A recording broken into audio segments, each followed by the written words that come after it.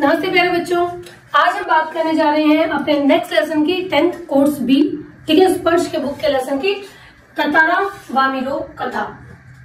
ठीक है, ततारा वामिलो कथा। जैसे कि नाम से ही पता चल रहा है, दो कैरेक्टर पे बेस्ड है, दो चरित्र है हमारे पास मुख्य रूप से, एक ततारा और एक वामिलो। ठीक है, पुरुष जो हमारा चरित्र है वो है ततारा, और जो फीमेल है, जो स्त्री हमारे चरित्र है, जो महिला चरित्र है वो है हमारी वामिलो। उनकी कहानी के बारे में पढ़ने के लिए जा रहे हैं। लेखक है हमारे लीलाधर मंडलोई जी, लीलाधर मंडलोई जी।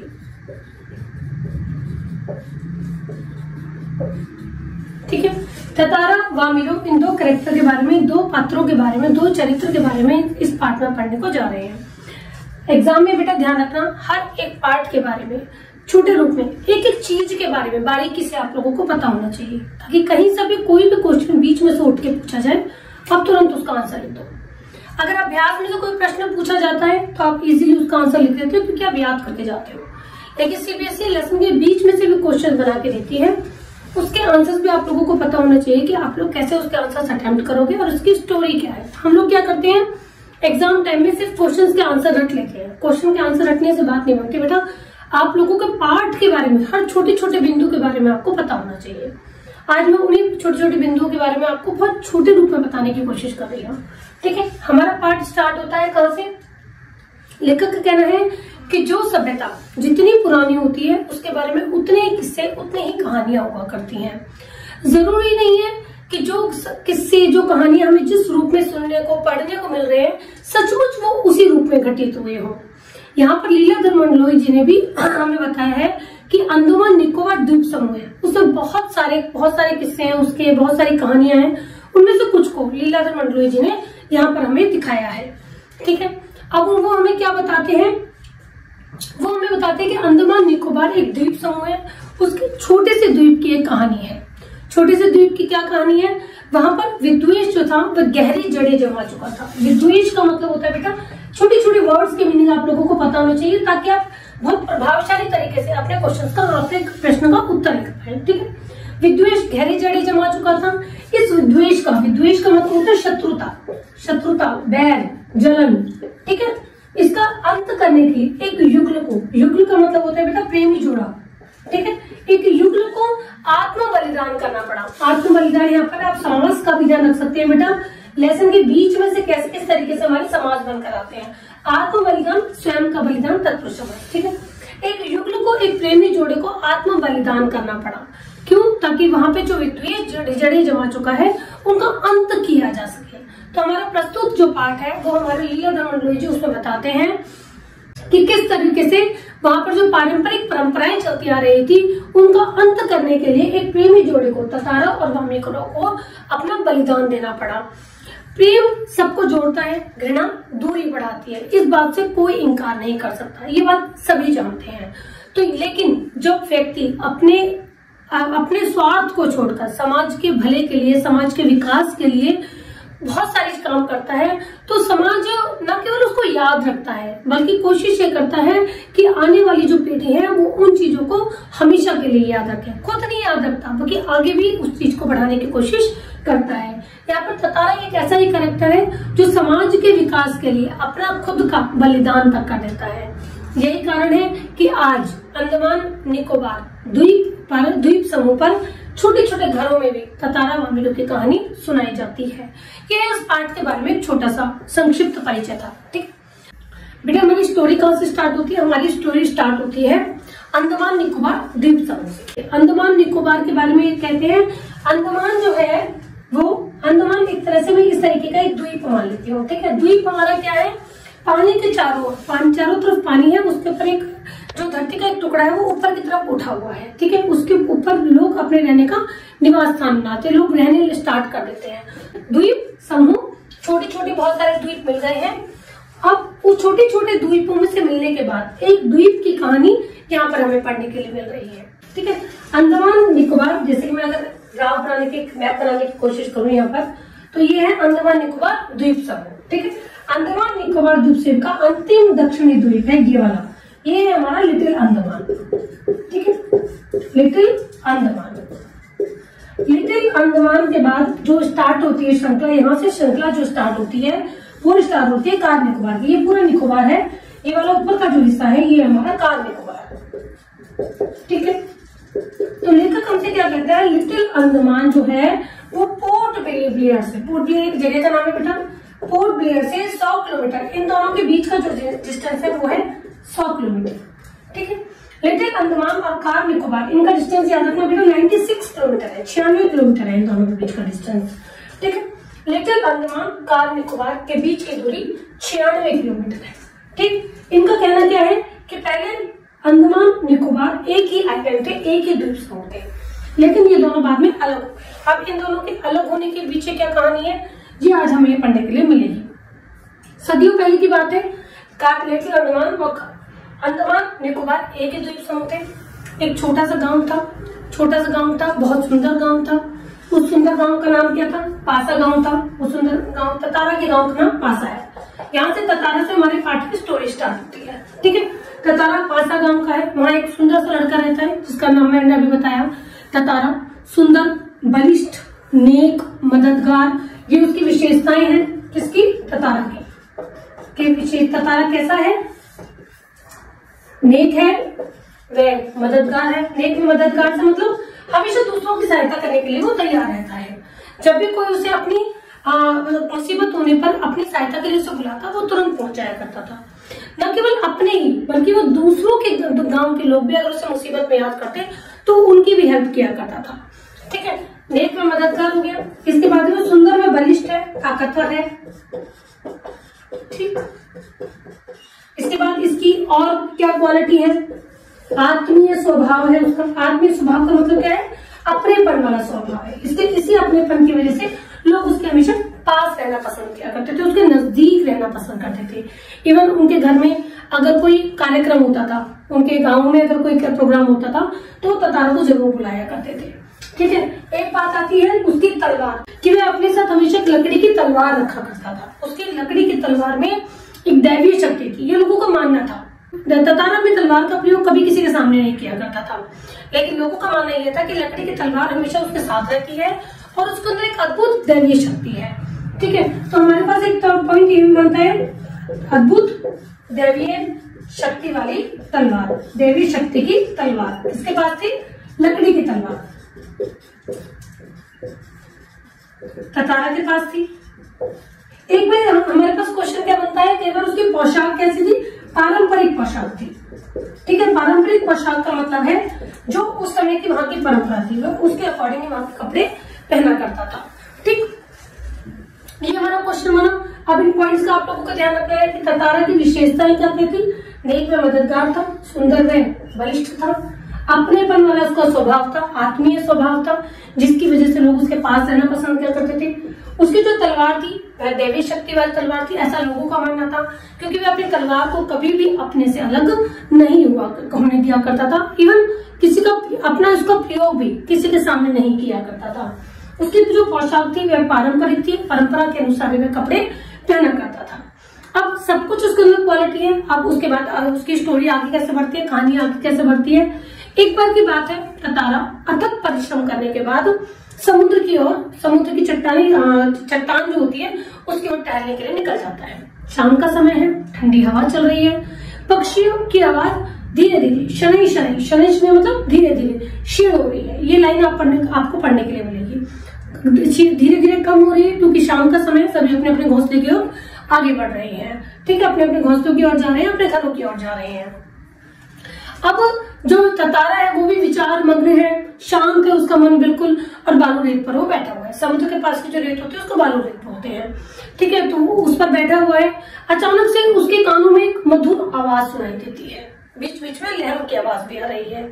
अचानक से एक लहर आती है, समुद्री लहर आती है, उसकी तंद्रा भंग हो जाती है। तंद्रा से मतलब होता है बेटा अलसाया सा मन, बिल्कुल जब उबासी सी आ रही है, ठीक है, उसकी भंग हो जाती है, तंद्रा भंग हो जाती है और उसका मन उस ओर जाने के लिए विचलित हो जाता है जिस ओर से आवाज आ रही है, मधुर आवाज आ रही है, गाने की आवाज आ रही है। वो उस ओर चल देता है। वहां जाकर देखता है तो एक महिला, एक स्त्री, एक लड़की गाना गा रही है। तो उसकी मधुर आवाज पर अट्रैक्ट हो जाता है, आकर्षित हो जाता है। तो अचानक से क्या होता है, फिर वो उसकी आवाज के प्रति अपनी सुध-बुध पूरी खो चुका है, उसको किसी और चीज में कोई बिल्कुल भी ध्यान नहीं है। अचानक से क्या होता है, वामिलो, दूसरा कैरेक्टर कौन है, वामिलो, ठीक है। वामिलो का ध्यान रखना, जो फीमेल कैरेक्टर है वो वामिलो है, ठीक है। वामिलो का क्या होता है, अचानक से एक समुद्र की लहर आती है, उसके ऊपर आके पड़ती है, तो वामिलो भी छटपटा सी जाती है। अचानक से उसको भी होश आता है कि वो बैठी हुई है और गाना रोक देती है। जैसे ही वो अपना गाना रोक देती है तो ततारा उससे एक ही प्रश्न पूछता है कि तुमने गाना क्यों रोक दिया, गाओ ना। फिर से वामिलो कहती है कि भाई पहले बताओ तुम कौन हो और मुझसे इस असंगत प्रश्न का मतलब क्या है। और ये बात तुम भी अच्छी तरह जानते हो, मैं अपने गांव के अलावा किसी और गांव के युवक के प्रश्नों का उत्तर देने के लिए बाध्य बिल्कुल नहीं हूँ। तो ततारा का तो होश खोए बैठा है। ततारा के पास एक ही बात रहती है, तुमने गाना क्यों रोक दिया, कितना मधुर कितना सुरीला कंठ पाया है तुमने, अपना गाना पूरा करो। वामिलो फिर गुस्से में आती है। वामिलो कहती है पहले बताओ तुम कौन हो, लपाती गांव में तो तुम्हें पहले कभी नहीं देखा। वामिलो का गांव कौन सा है, लपाती। बेटा इन दोनों का नाम याद रखना, ततारा कौन से गांव का, पासा गांव का, वामिलो कौन से गांव की, लपाती गांव की। लपाती गांव में तो तुम्हें पहले कभी नहीं देखा।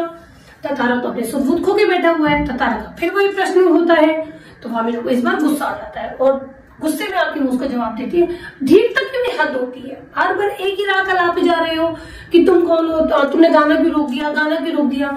मैं तुमसे एक ही प्रश्न पूछ रही हूँ, तुम कौन हो पहले मुझे ये बताओ। और वो ये कहकर मुड़ जाती है और अपने घर की ओर चलने लग जाती है। तो तारों को अचानक से होश आता है कि ये सब क्या हो गया और वो वामिलो के सामने हाथ जोड़कर माफी मांगने लगता है कि मुझे माफ कर दो, मुझसे गलती हो गई, मैं तो भूल ही गया था। उसको भी याद आता है कि हाँ हमारे गांव की रीति ये है कि हम किसी और गांव के युवक का युवती का प्रश्न पूछने के लिए, प्रश्न का उत्तर देने के लिए बाध्य नहीं है। ये उनकी परंपरा चलती आ रही है। इवन शादी के लिए भी, यहाँ तक कि शादी के लिए भी उनका यही नियम था कि अगर शादी करनी है तो लड़का लड़की का एक ही गांव का होना जरूरी है, वो दूसरे गांव के लड़का लड़की से शादी नहीं कर सकते।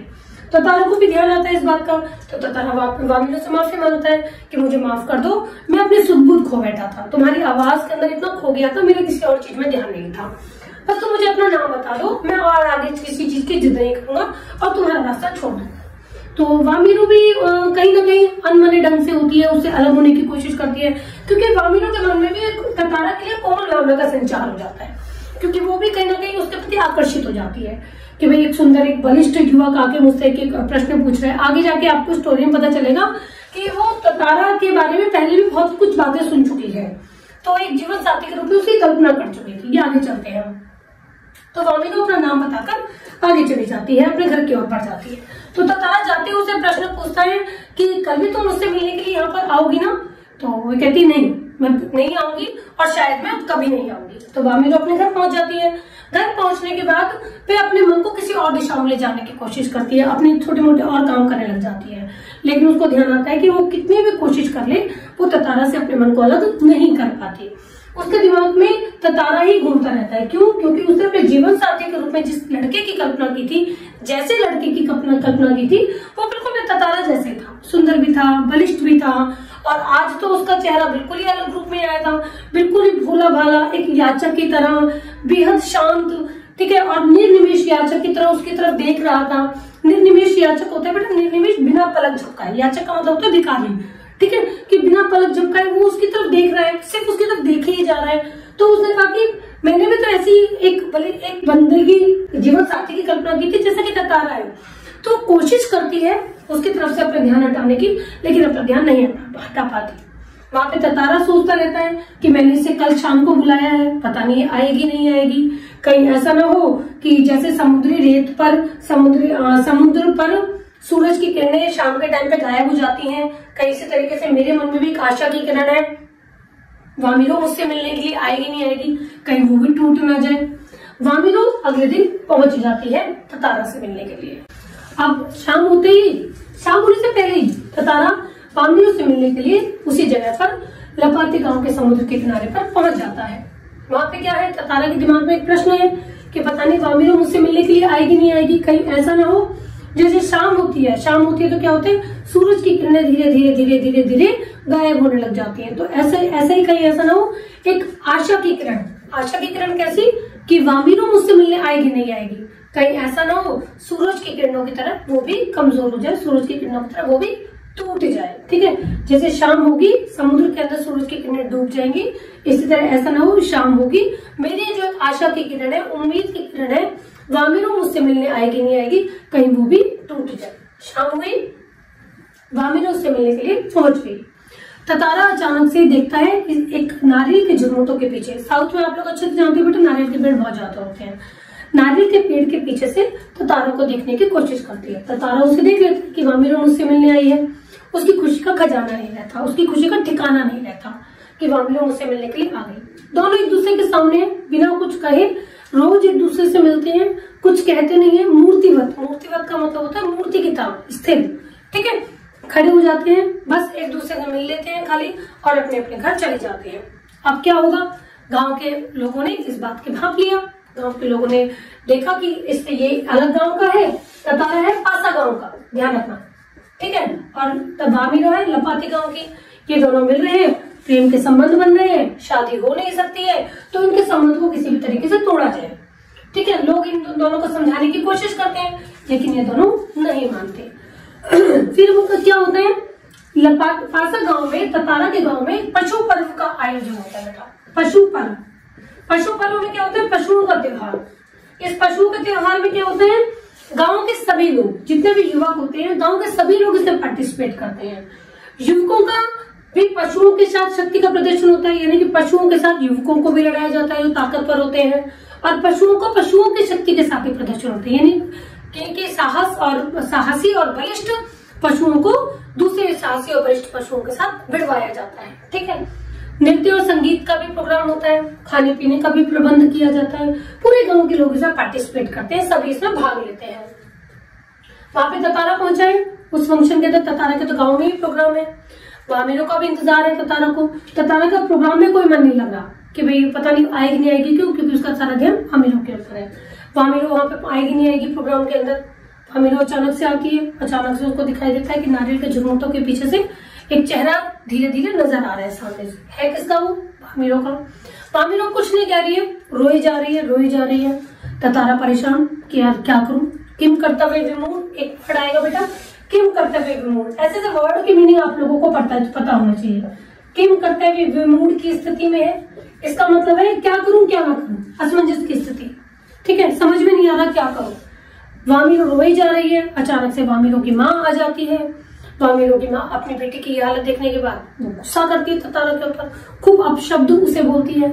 ततारा के गांव के लोग भी उसके बारे में बहुत तरह की बातें करने लग जाते हैं। ततारा को गुस्सा आता है, एक तरफ तो उसे वामिरो की हालत पर गुस्सा था कि वामिरो के लिए मैं कुछ कर नहीं पा रहा, असहाय हो गया हूँ। दूसरा, ये गांव की जो निषेध परंपरा है, वैवाहिक संबंध की निषेध परंपरा है, उसके ऊपर ऐसे खींच जा रही थी। खींच का मतलब तो चिढ़ हो रही थी कि कैसी एक अलग सी परंपरा बना रखी है, मुझे सब पसंद करते हैं। अगर इसकी स्टोरी को देखा जाए, स्टोरी में स्टार्टिंग में क्या आता है कि इसकी सारी विशेषताएं हैं। एक अच्छे लड़के के अंदर जो देखी जाती है, नेक है, मददगार है, सुंदर है, अच्छी है, आकर्षक उसका व्यक्तित्व है, अपनेपन का स्वभाव है, तो सारी क्वालिटी होने के बाद भी आज लोग मुझे सुना रहे हैं। क्यों? क्योंकि एक परंपरा बना रखी है कि एक गांव का लड़का लड़की दूसरे गांव के लड़का लड़की से शादी का संबंध नहीं बना सकते, तो उसे गुस्सा आता है। अब वामिरो की माँ भी उसे सुना रही है, तारा के गांव के लोग भी उसे सुना रहे हैं, तो गुस्सा आता है। तो अपने क्रोध का शमन करने के लिए, अपने गुस्से को शांत करने के लिए क्या करता है, अपनी लकड़ी की तलवार की मूठ पर हाथ पकड़ता है। जब उसे कुछ समझ नहीं आता कि मैं क्या करूं न क्या ना करूं, तो अपनी लकड़ी की तलवार को निकालता है और एक धरती के अंदर काट देता है, और धरती को काटता हुआ दूर तक खींचता हुआ लेके चला जाता है, दूर तक खींचता हुआ चला जाता है। वहां पर वामिरो ततारा ततारा ततारा चिल्लाती रहती है, लेकिन उस गड़गड़ाहट के अंदर जो वो लकड़ी को खींचे चला जा रहा है, तलवार को खींचे जा रहा है, उसमें आवाज दब जाती है। खींचते खींचते खींचते खींचते दूर पहुंच जाता है। अंडमान एक पॉइंट रह गया, दूसरा एक पॉइंट हमारे सामने स्टार्ट हो गया। लिटिल अंडमान, कार निकोबार, ये दो पार्ट्स में इस तरीके से विभक्त हो जाते हैं। जब खींचते हुए पहुंच जाता है, तब ततारा को अचानक से होश आता है कि वो जिस हिस्से की तरफ बढ़ रहा है वो समुद्र की ओर दहकता जा रहा है, वो उसका हिस्सा समुद्र की ओर डूबता जा रहा है। ठीक है, अपने आप को संभालने की बहुत कोशिश करता है ततारा, लेकिन नहीं संभाल पाता। समुद्र की तह में डूबता हुआ कहाँ पहुंचता है किसी को नहीं पता चलता। यहाँ पर वामिरो भी पागल सी हो जाती है, अपने घर परिवार को छोड़ देती है, रोज उस जगह पर पहुंच जाती है जहां पर ये दोनों अलग हुए थे। ततारा ततारा ततारा चिल्लाती रहती है। उसने खाना पीना सब छोड़ दिया है। लोग उसके बारे में ढूंढने की कोशिश कर रहे हैं, लोग उसके बारे में जानने की कोशिश कर रहे हैं वो कहाँ है, लेकिन किसी को उसके बारे में कुछ पता नहीं लगता। अब आपके बारे में ये जानना जरूरी क्यों है, क्योंकि कई बार एक क्वेश्चन बनता है कि ततारा से अलग हो जाने के बाद वामिलो की क्या हालत होती है। तो बच्चे बना बना के लिख कर आते हैं, वामिलो परेशान हो जाती है, उसे ढूंढती रहती है। बेटा एक्यूरेट आप लोगों को लाइन लिखनी, जो बच्चा जितनी एक्यूरेट लाइन लिखेगा लेसन में से उठा के पता चल जाती है कि लेसन बच्चों ने पाठ पढ़ा है या नहीं पढ़ा है। तो आप उस तरह की लाइन लिखने की कोशिश करोगे जिस तरह की पाठ में बताई गई, तो आपका आंसर पता है अच्छा बनता है और आपको मार्क्स भी पूरे मिलते हैं। तो वामिलो की क्या हालत हुई है, वामिलो अपना घर परिवार छोड़ दिया है, खाना पीना छोड़ दिया है, रोज उस जगह पहुंच जाती है जहाँ पर वो अलग हुए थे। ठीक है, लोग गांव के लोग उसके बारे में जानने की कोशिश कर रहे हैं, लेकिन किसको कोई सुराग नहीं मिलता। तो अब ना ततारा है, अब स्टोरी का एंड कहाँ पे होता है, ना हमारे सामने ततारा है ना हमारे सामने वामिलो है। इन ततारा वामिलो का दोनों का अलग होना शायद इसी सुखद परिवर्तन के लिए हुआ था। अब सुखद परिवर्तन क्या हुआ, इन दोनों के अलग हो जाने के बाद, इस युगल जोड़ी के अलग हो जाने के बाद, प्रेमी जोड़ी के अलग हो जाने के बाद अब वहां पर वैवाहिक परंपरा जो पहले की थी वो टूट चुकी है। अब लोगों ने दूसरे गांव के लोगों के साथ भी शादी का संबंध बनाना शुरू कर दिया है। तो शायद इनका जो बलिदान हुआ था, इस युगल जोड़े का जो बलिदान हुआ था, इसी सुखद परिवर्तन के लिए हुआ था। आज कार निकोबार में, लिटिल अंडमान में, जगह जगह पर हर घर में इन दोनों की ततारा वामिलो की कथा सुनाई जाती है। ठीक है, तो ये है बेटा हमारा ततारा वामिलो कहानी, जिसके बारे में एक एक पॉइंट आपको बताए गए हैं। कुछ जो पॉइंट्स हैं उनका ध्यान रखते चलना। क्षितिज का मतलब क्या है, ठीक है, आपके जो टीम करता हुए मोड़ है इसका अर्थ क्या है। लपाती गांव याद रख के चलना, ये वामिलो का गांव है। पासा गांव रख के याद रख के चलना, ये ततारा का गांव है। पशु पर्व के बारे में हमारा क्वेश्चन बनता है। ठीक है, समुद्री स्तर पर पहुंचने, समुद्री की चट्टान पर जब पहुंचा ततारा किस लिए गया था, वहां पर इन दोनों की मुलाकात किस तरीके से होती है, इन सारी छोटे छोटे बिंदुओं के बारे में आपको पता होना चाहिए। अच्छा बेटा देखो, लास्ट में एक बार हम लेसन को पूरा दोबारा देख लेते हैं। हमें मेन मुख्य मुख्य बातों के ऊपर दोबारा से एक बार नजर दिखाते हैं कि कौन कौन सी चीजें जो हमारे ध्यान रखने हैं। तो सबसे पहले स्टार्ट होती है हमारा अंडमान निकोबार। ठीक है, अंडमान निकोबार। अंडमान निकोबार के बारे में क्या बात प्रचलित है कि दोनों एक ही है। ठीक, अब अंडमान का क्या पार्ट है, लिटिल अंडमान, और दूसरा पार्ट कौन सा है निकोबार का, कार निकोबार। लोगों को मानना क्या था, ये दोनों पहले एक ही द्वीप थी। ठीक, अब ये अलग अलग हो चुके हैं। अब इन दोनों के बीच की हमारी दूरी कितनी है, 96 किलोमीटर, 96 किलोमीटर। ये ध्यान रख के चलना है फर्स्ट पॉइंट में। सेकंड पॉइंट में हमें क्या रख के चलना है, ततारा के व्यक्तित्व के बारे में। कैसा व्यक्तित्व है उसका, आकर्षक व्यक्तित्व है। ठीक है, दूसरा उसकी क्वालिटी क्या है, नेक है, मददगार है, और क्या है, सुंदर है, बलिष्ठ है, बलिष्ठ मतलब बलवान है, और उसकी क्या क्वालिटी है, आत्मीय स्वभाव है। आत्मीय स्वभाव मतलब अपनेपन वाला स्वभाव है। ठीक है, ये हमारे बारे में होगी ततारा के व्यक्तित्व के बारे में। इसके बारे में, ततारा के बारे में क्या होती है, उसकी जो पोशाक है वो कैसी है, पारंपरिक पोशाक है। यहाँ पे इसके बाद हमारी स्टोरी कहाँ पे स्टार्ट होती है, जब ततारा समुद्र पर पहुंचता है, ठंडी हवा जहाँ पे चल रही होती है वहां पहुंचता है, तो किस चीज में खो जाता है, एक गीत के अंदर खो जाता है। वो गीत कौन गा रही है, वामिलो गा रही है। वामिलो कैसा गीत गा रही है, एक श्रृंगारिक गीत गा रही है, श्रृंगार गीत गा रही है। श्रृंगार बेटा ध्यान रखना, श्रृंगारिक रस होता है, बहुत सारे रस होते हैं हिंदी में। जैसी कविता पढ़ने के बाद जैसी हमें फील आती है वो वैसा रस होता है। जैसे आपने हंसी मजाक की कोई कविता सुनी तो हास्य रस हो गया, जैसे आपने ओज वाली साहस वाली कोई कविता सुनी तो वीर रस हो गया। ठीक है, इसी तरीके से एक गीत होता है श्रृंगार रस। श्रृंगार रस जो इसके भी दो पार्ट्स होते हैं, एक प्रेम से भरा हुआ होता है, एक अलग होने वाला होता है। तो हमारे पास वामिलो कौन सा गीत गा रही है, श्रृंगार रस वाला गीत गा रही है। फोर्थ पॉइंट में हमारे कहाँ चलती है, जब इन दोनों की आपस में बातचीत चलती है ततारा और वामिलो की। ततारा क्वेश्चन पूछता है, तुम कौन, भाई तुमने गाना क्यों रोक दिया, वामिलो को तुम कौन हो, तुम अलग गांव के हो। अच्छा, अब हमारे पास क्वेश्चन क्या जाता है, ततारा कौन से गांव का है, पासा गांव का। पासा गांव का कौन है, ततारा। ठीक है बेटा, 2 मिनट में पूरा इसको कवर कर रहे हो। ठीक है, लपाती गांव की कौन है, वामिलो। ये ध्यान रख के चलना है। दोनों की आपस में बातचीत स्टार्ट हुई, लास्ट में क्या हुआ, बातचीत के बाद तारा ने माफी मांगी वामिलों से कि मुझे माफ कर दो, मैं इस तरह के प्रश्न तुमसे पूछ रहा हूँ, लेकिन बस मुझे ये बता दो तुम्हारा नाम क्या है। वामिलों से अपना नाम बता देती है, वो भी अपने घर चले जाती है। दोनों को एहसास होता है भी हम दोनों आपस में मिल तो सकते नहीं है, क्योंकि निषेध परंपरा है। आपको फिफ्थ पॉइंट में पता होना चाहिए निषेध परंपरा कौन सी है, कि एक गांव का लड़का या लड़की दूसरे गांव के लड़का लड़की से शादी का संबंध नहीं बना सकते हैं। ये वहां की निषेध परंपरा थी। ठीक है, निषेध परंपरा कौन सी? वैवाहिक संबंध वाली, वैवाहिक संबंध वाली। इसका ध्यान रखना चलना है कौन सा वैवाहिक संबंध की है। ठीक है, इसके बाद क्या होगा, लड़का लड़की ये तारा वामिलो आपस में मिलने लग गए, क्योंकि दोनों ने अलग होने की कोशिश की लेकिन अलग नहीं हो पाए, दोनों एक दूसरे से अट्रैक्ट हो रहे थे। इसके बाद हमारा 6 पॉइंट क्या होता है, गांव के लोगों को पता लग चुका है कि ये दोनों एक दूसरे से प्यार करने लगे हैं, शादी करना चाहते हैं, लेकिन शादी नहीं हो सकती है। अब तारा के गांव में क्या हुआ, पशु पर्व हुआ। पशु पर्व में दोनों के दोनों मिले। ठीक है, लेकिन यहाँ पर वामिलो की हालत खराब है, गुस्सा आता है, वामिलो की माँ पहुंच जाती है, वो भी सब कुछ सुनाती है। तारा गुस्से में आके क्या करता है, एक धरती को जमीन में अपनी तलवार को गाड़ता है। जमीन में तलवार को गाड़ने के बाद उसको 2 हिस्सों में बांटता चला जाता है, 2 पार्टीशन हो जाते हैं। एक पार्टीशन में तारा है, दूसरे पार्टीशन में, एक पार्टीशन में वामिलो है, दूसरे भाग पे तारा पहुंच जाता है दूर तक। यहाँ पर दोनों अलग हो जाते हैं। ठीक है, अब अलग हो जाने के बाद इसकी हालत क्या होती है, तारा को कुछ नहीं पता, वो समुद्र में डूबता चला जाता है। तारा कहाँ गया किसी को नहीं पता।